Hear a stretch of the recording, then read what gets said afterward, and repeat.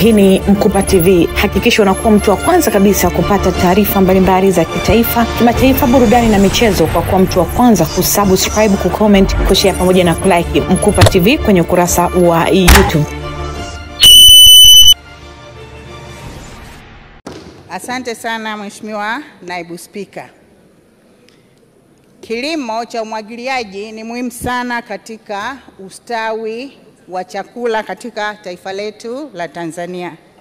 Je, kutokana na skimu za umwagiliaji ambazo zinaleta tija, sisi tuna bonde la Kinyope. Je, ni lini fedha zitapelekwa ili tuweze kuanza hiyo kazi, kwa sababu jimbo hili, bonde hili lina watu wengi zaidi ya 25,000. Asante sana Mheshimiwa Naibu Spika. Mheshimiwa Waziri. Asante sana Mheshimiwa Naibu Spika.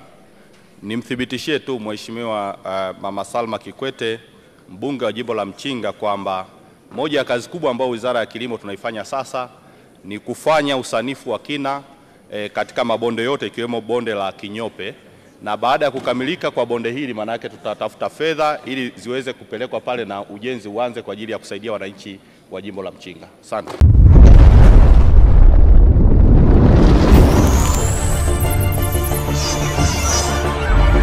Hii ni Mkupa TV. Hakikisha unakuwa mtu wa kwanza kabisa kupata taarifa mbalimbali za kitaifa, kimataifa, burudani na michezo kwa kuwa mtu wa kwanza kusubscribe, kucomment, kushare pamoja na kulike Mkupa TV kwenye ukurasa wa YouTube.